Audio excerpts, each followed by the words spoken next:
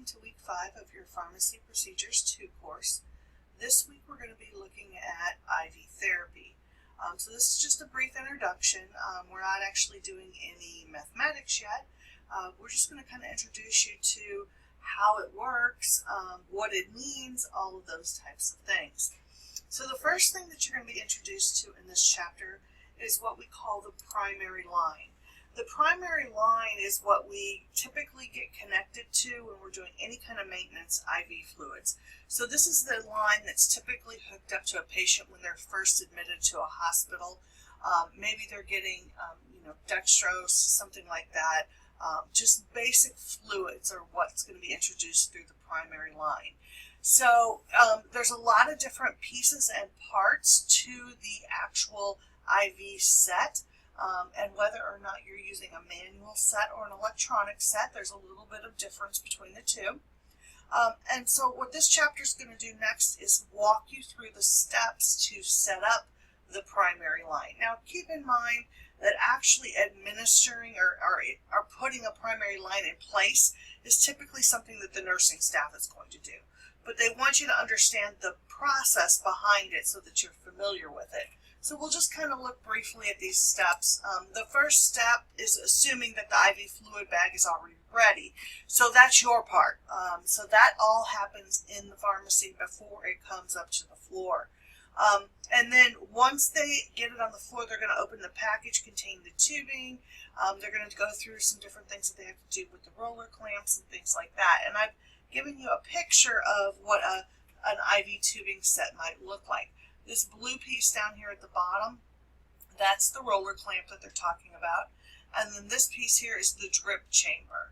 So as you go through and you look at the things that you're going to be doing as far as, using sterile technique, taking the cover off the port, spiking it, all of those things, keep in mind that those are the things that are going to happen at the nurse level, okay?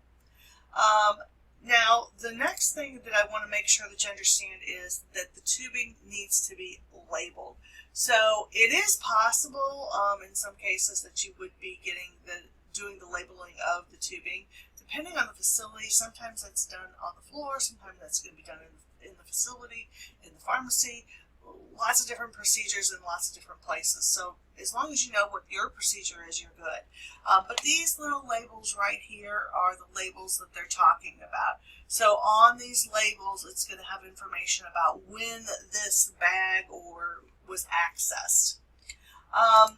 When we talk about the gravity or the manual IV lines, basically the whole idea is that you have to have the bag up above everything else, because everything's gravity fed. With the electronics, it's a constant pressure in the line, and that's done with a pump. Then the next thing that they talk about is what we call the secondary line. A lot of times this is called IV piggyback. It's typically a smaller one. This is going to be where you have your extra medications, maybe pain medication, maybe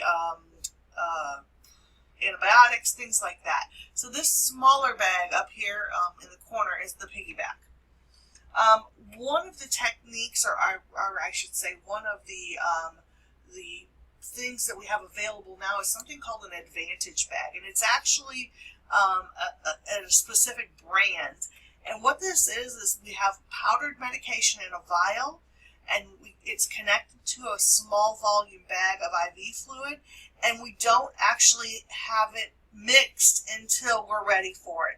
And the reason for that is because of the short shelf life of that particular drug. So that's called an Advantage system, and it's an actual trademark system.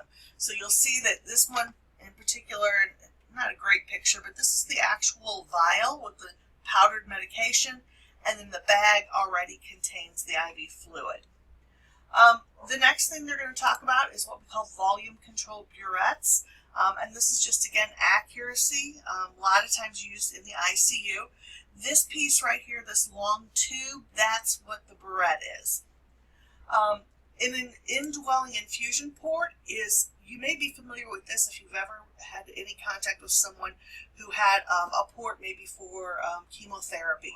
This is actually placed in the patient and stays there. I actually have a friend who's undergoing chemotherapy right now, and she's on her 5th treatment. And so this has actually been in her body for almost 10 weeks now.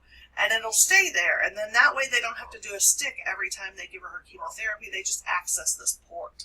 So that's what they mean by an infusion port. So as you go through this particular week, make sure that you review all of the things that are on the slides at the end. You're going to look at things about PCA pumps, specifically things about fluids themselves, TPNs, things like that. And if you have questions as you go through the rest of the material, please make sure you reach out to me and ask, and have a great week.